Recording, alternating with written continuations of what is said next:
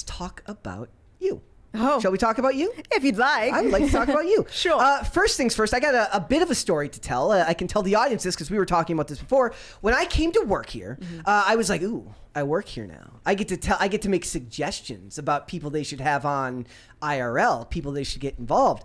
And your name was one of the first, I think it might have been the first name that I sent to Lydia and sent to a couple of other people at the company saying, like, I think you could have a fantastic conversation with Gothix. And then not that long after, you eventually actually did end up getting to go on IRL. Yep. And the night Ukraine got invaded. Yep. Yeah, I said like 2 words during that entire conversation because I was like, what is going on in Ukraine? Yeah, that's the limit of IRL being a topical show is like you don't know who's going to be on that night and whether they'll be super opinionated about it. Yeah. Like, do you need somebody to come in and say that the media is awful and government is bad? Because I can do that. Yeah. Like, if you need that, I can be the hype man. Yeah, there you go. There you go. But it was like now, like I was talking about how I got to have like everyone that they eventually had on, I've now been able to have come back and now have you on the show here today. So thank you for coming. We stole you. Thank you for inviting me. Thank you. We're so I want to ask you first to tell people about your story because we're going to show the trailer because there's a documentary that's coming out made about you very soon with from Graham, right? And Graham's awesome. Yep. So let's have you tell us who you are. Give us a little bit of a rundown of what your story is before we watch the trailer. Yeah. So like I said, my name is Gothix, and I got started doing content creation on Twitch, just doing like sketch comedy and playing video games. No hot tubs. Yeah, no hot tubs at all. Not my thing. And I was growing my audience on there. I was making a living. That was what I was doing full time. And I said some things on Twitter that a lot of people in the streaming community, specifically Black streamers, were not happy about. And what were those things? It had to do with the Little Mermaid movie. Because at that time, Disney had released information about it, saying that they were going to cast Halle Bailey, who was a Black actress. Halle Bailey. Imagine not being after Miss Barry. Halle Bailey. Imagine like I think I've made it through most of the videos talking about this without saying Halle Berry. What did you say about it? Yeah. So I was looking at people calling everyone racist if they were questioning why the actress was Black instead of white. And I grew up watching The Little Mermaid, and I had the same question, like, why are they casting this actress Black? And everyone was like, oh, you're racist if you have an issue with this. And it's like, no. It's like you just can't throw that term around just because people have a disagreement over this movie. Yeah. And so I said that. And apparently, the audacity of me, that was not okay. How dare you? I quickly became like anti-Black. I hate myself. I am disrupting the Black progress, whatever weird buzzwords they were throwing at me. And so, yeah, they basically went after my sponsors. A lot of people unsubscribed. There was like this organized mob to get me deplatformed, and I eventually like took a break, like a few months of not streaming. So I canceled myself because I was like, hey, that's a tactic nobody saw coming. Yeah, I just couldn't handle it. Like, I know, like, being on the internet, you guys probably get mean comments all the time from people. I don't get as many. I don't get as many. Like, okay. I'm actually pretty lucky. Yesterday, I got a comment that's like, I've never hated anyone's appearance more than yours. So yeah, I'm familiar. I get mean comments on the YouTube. Okay. Like I get plenty of that on the YouTube, but so like most of my takes are so mild that like I still laugh sometimes when like I see the people that follow me and it's like conservatives and I'm just like, and I'm just so not like I'm just a I'm literally just an old liberal. And so I don't feel like I get a lot of that. Did you feel like when that happened you were letting them win? Oh, yeah, I think so. Yep. And like I said, like I signed up to be a content creator, so I knew I was going to get hate mail at some point, but it was just at that time, it was like thousands of people coming at me at once, and I wasn't used to that. I bet you didn't expect it to also be racial in nature. It was, yeah. I didn't expect it to be racial, and I didn't expect my audience to just flip on me overnight, because a lot of these people were people that I thought were my friends, Yeah. and we're like, Yeah. bye. And it's because they make so many assumptions about you when they don't know you. They assume that you have all of these opinions just because Yeah. you've stayed silent on a certain issue. I do want to point out, guys, before we move on, that we'll do the $20 super chats right now if it involves questions for Gothix, but we will return to the $20 super chat format once we get done with this portion so that we Okay. can keep the conversation going. There is one right there from Crispy Leg Transport LLC. Is your guest related to the ESPN lady? Who is the ESPN Who's lady? that? Who is the ESPN lady? We This need is more pop culture info. crisis, not sports culture crisis. Okay. I don't know who that is, unless we're talking about like Charlie on TV. But she was a WWE and ESPN lady. But and the new one is there? Is I there think like that something- was it. Is that I don't know what that currency is for the Yeah. down there. Okay, I want to ask for you how the documentary came about.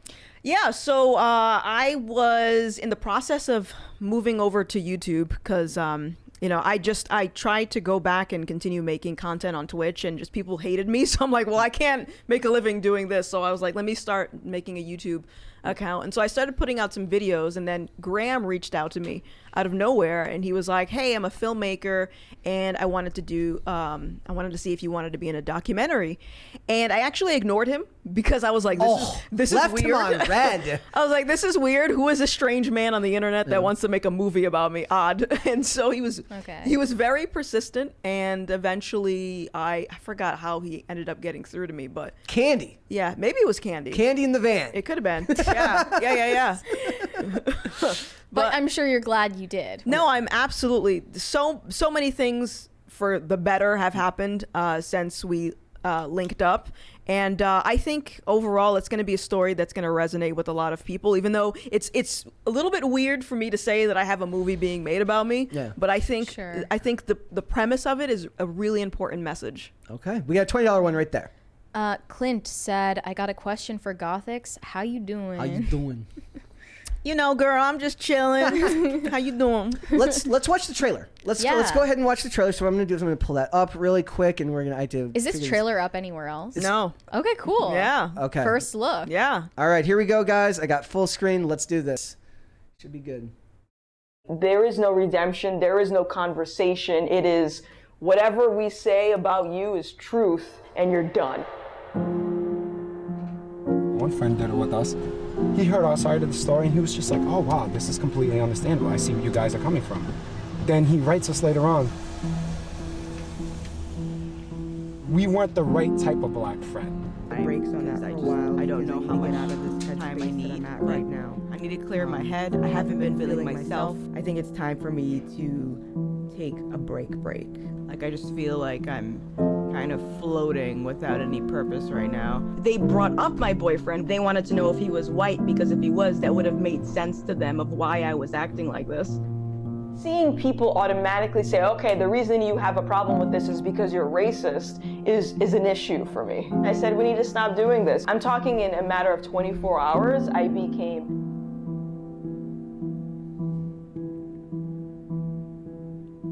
Over the course of 4 days, I had more racism towards me from other people that looked like me than in my entire existence on this planet.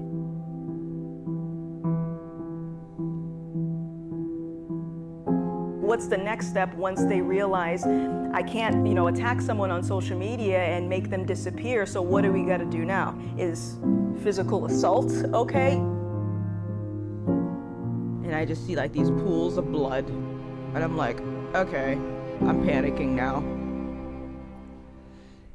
It's scary that that's a story that we're now having to see told in a culture that should be far more advanced. Yeah. Like that should be Yeah. far more enlightened. Yeah. It's almost not even a story about you. It's like one that is about a lot of people's experience. Yeah, and it you know what the thing is society, like people's emotions, they've been so coddled, and like the emotional resilient and maturity, it's like non-existent. So when I try telling people like, listen, cancel culture isn't funny. Like this isn't something that you do to like hold someone accountable or whatever weird explanation they have for it. Like there's some serious repercussions at the end of it. But people don't realize it when they're in the heat of the moment. They're just trying to not be angry at that time, I guess. Yeah. Do you think that this is one of those things where you've grown as a has the vitriol, did that help you kind of harden your core? Oh, yeah. You're a different person now than you were when this started. Oh yeah, I was a mess. Like my husband was there with me throughout the entire thing, and there were days where I was depressed. Like it was bad. But now it's like I have zero fear to talk about the most seemingly controversial topics, and if I didn't go through that experience, I don't think I would be where I am now. And it is You got hate online before this whole thing ever happened. Yeah. But what was all of that hate about? It was just shallow stuff, It I'm was guessing? shallow stuff like you're dumb, you're ugly, you know.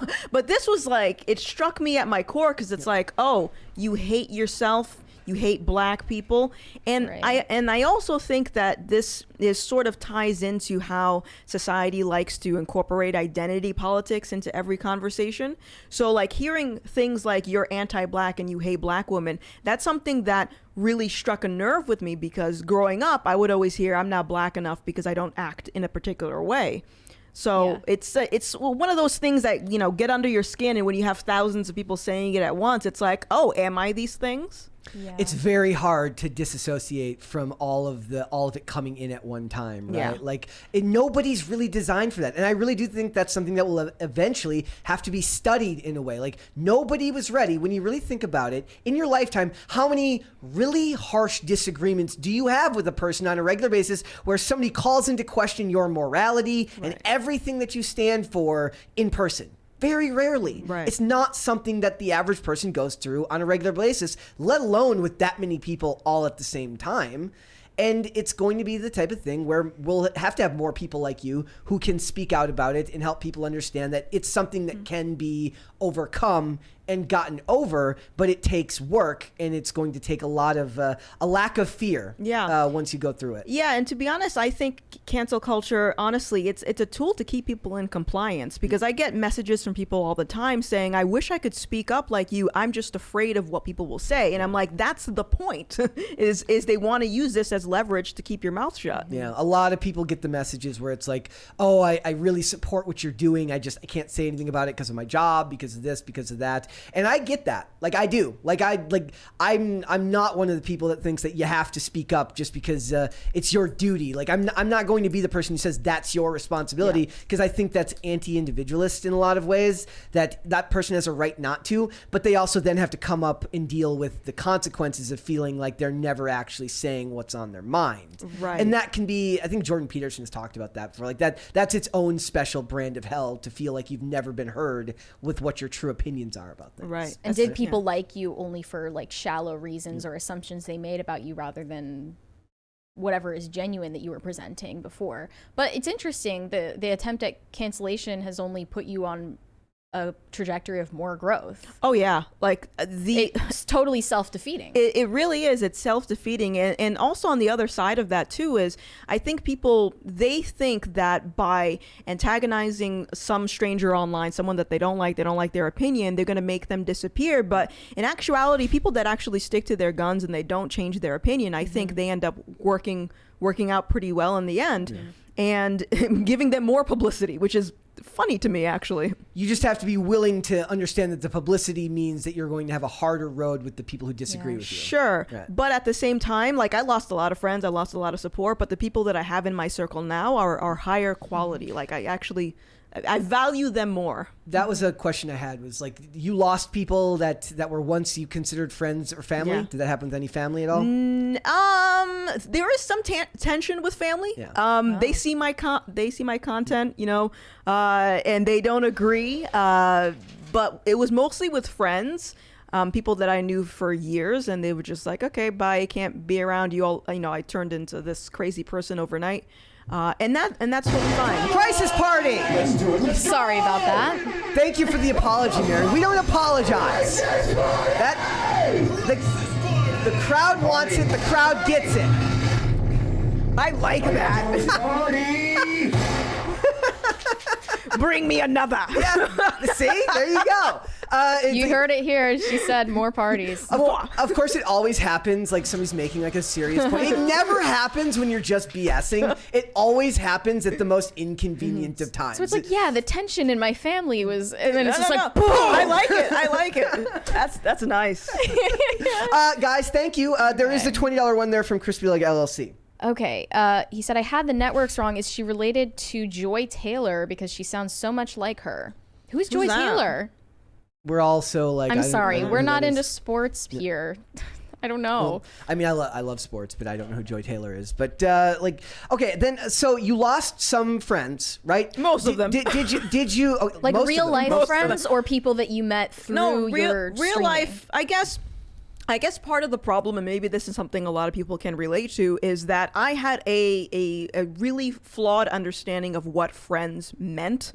And so a lot of the people that I thought were my friends were really just like coworkers, and that we stopped working together, but we would still hang out. And the more we got closer to like the presidential election, I started seeing a lot of these friends on social media demonizing people, calling them nasty things. I'm like, wait a minute, they're talking about me too.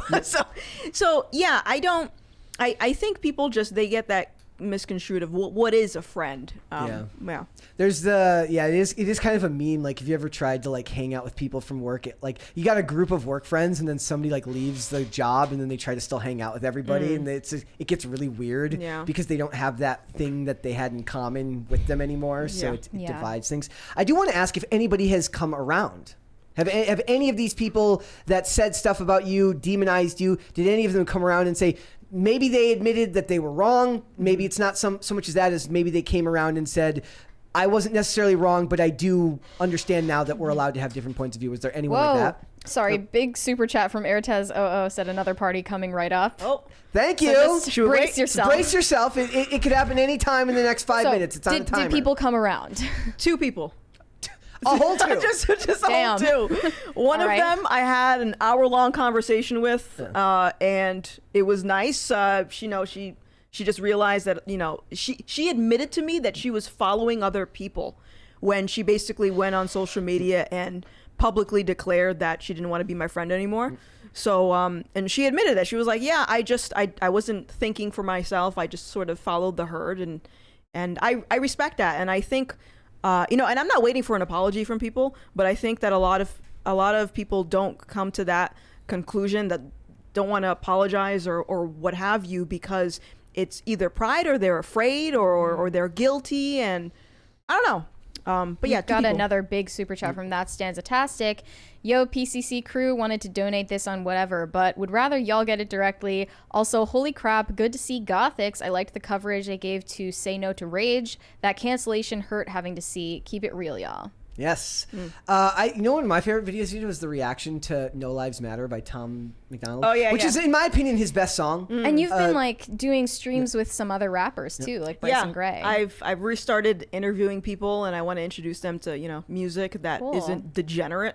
Yeah, I like Bryson Gray. Sorry, but I grew up loving degenerate rap music, so I'm gonna keep has its listening to place. degenerate No, rap music. I get it. Like, I grew up listening to a lot of degenerate stuff now, but now in my age, in the things I've learned, I'm looking at this music, I'm like, what is going on? And another thing we wanted to ask you about was religion, because you recently have made some content talking about it. Yeah. Where are you at with your religious beliefs? I believe in Jesus Christ as my Lord and Savior, and this wouldn't have happened if Graham didn't reach out to me to do this documentary, because I think he planted the seed, and at the right time, because I was very depressed and I wasn't really thinking about anything but the whole cancel culture stuff. Does he get like some type of reward from the church for putting some? It's like when you bring in a for friend, sure. like a referral code. Is there a referral code for him? Hell Commission? Yeah. Something like it's like if you, it's like Graham 20. If you type in Graham 20 on your fee, that's good. That's love good. that. You should have a 20 to Mary referral code. It's a for referral anyone who code goes to to heaven. church. That's good. Like the more you bring in, the higher it's up gonna be you more go. perks. Were you always Christian, or what were you before this? Oh no, I was in high school. I was a Wiccan. And I was a witch. And before witch talk was ever a thing. So you're kind of the OG there. Oh yeah, yep. So and then after that, I was agnostic from like my 20s on. Yes! Let's do it. Let's go!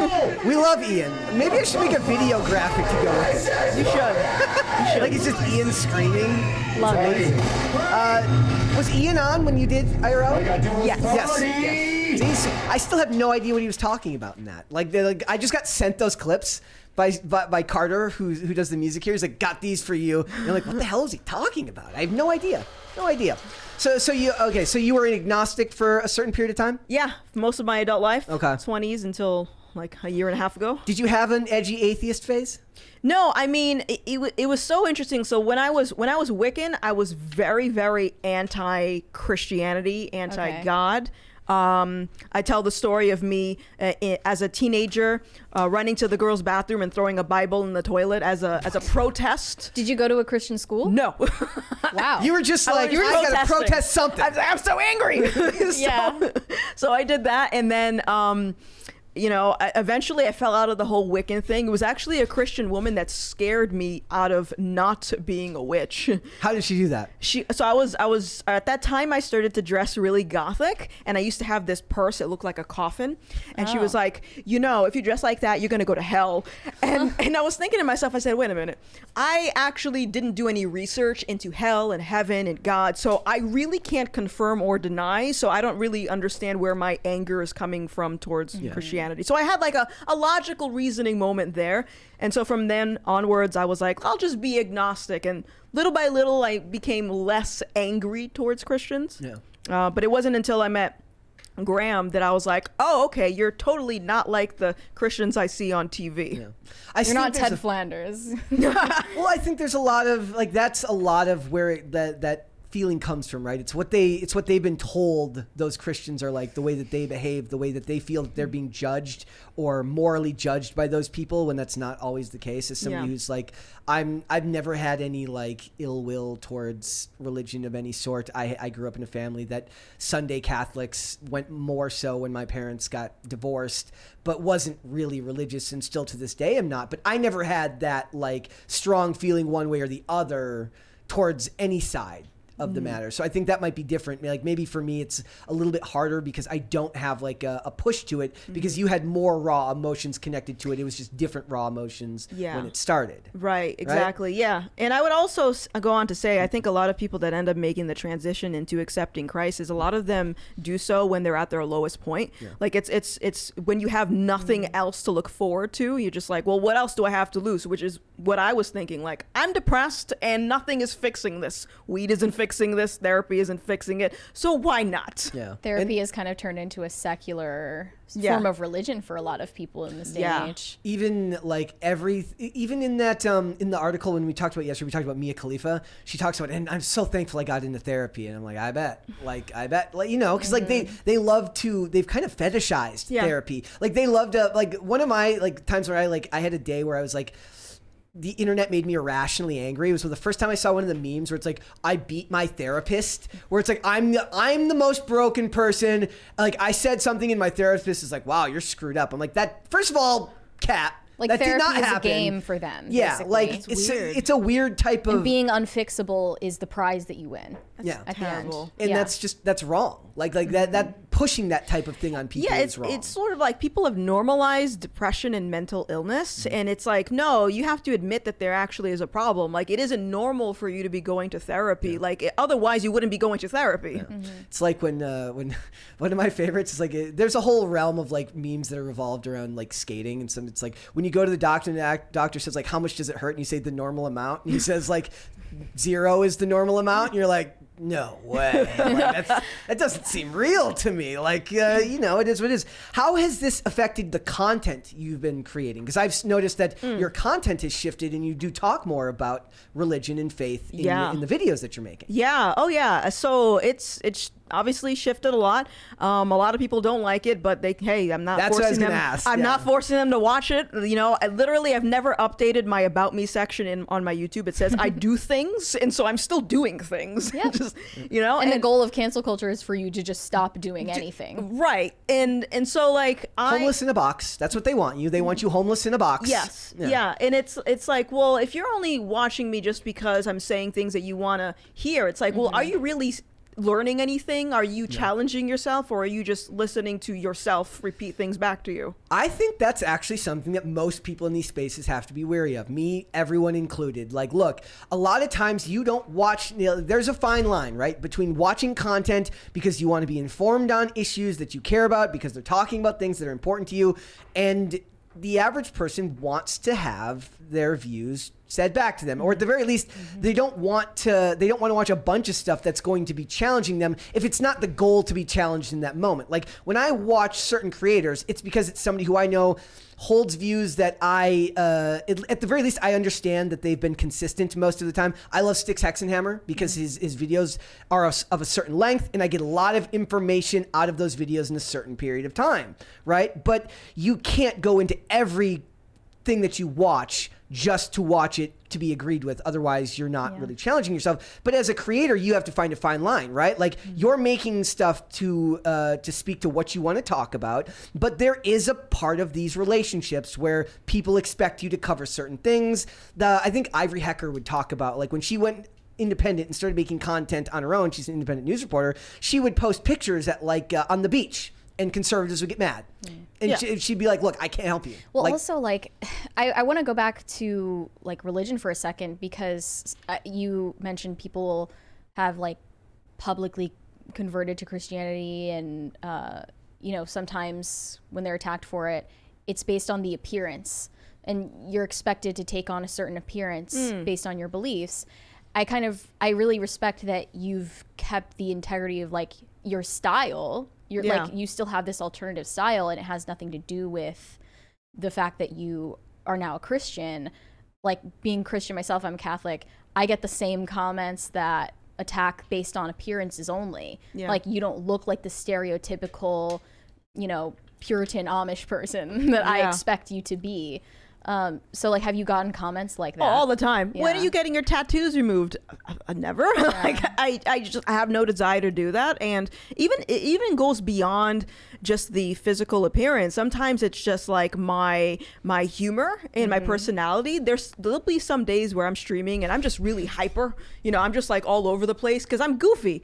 And people will be like, are you drunk? Are you high? Like, what's wrong with her? I'm like, this is literally my personality. So it's, on the one hand, I get criticisms from like atheists, and on the other hand, I get criticisms from longtime believers, and they're just like, you're not fitting into this mold of which I thought a Christian should be. Right. And that's the mold that I think, it sounds like, repelled you from Christianity in the first place. Yeah, because very unproductive. I had this perception in my mind that Christianity meant very uptight, very just like, stick up the butt. And that's not what it is, but I suspect part of that narrative comes from people that want to micromanage every single thing about how someone presents themselves. Like, obviously, I'm not gonna walk around with my butt hanging out. Like, you know what I mean? Like, I think there's a fine line of, like, modesty, and then like me and a shaved head and tattoos. I don't.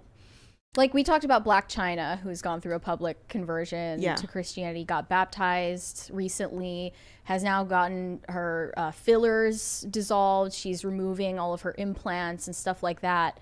And we were talking about, like, is it a trend for people to become Christian these days? Like, in a niche way in pop culture, is it a trend to convert and then have this whole aesthetic transformation as well with it? And, like, I see that people in your comments have placed that same pressure on you. Yeah, I mean, I wouldn't doubt that there are some people that sort of go for this, like, cultural conversion where who knows how legitimate it might be, and maybe but I think naturally, like, you will change from the inside out. And for a lot of people, like, I think Black China is a good example of this. I think I think she's actually, like, saved, and I think the more you grow deep in your faith, the more you might start to change. But I also, again, like, I'm not gonna wear a turtleneck.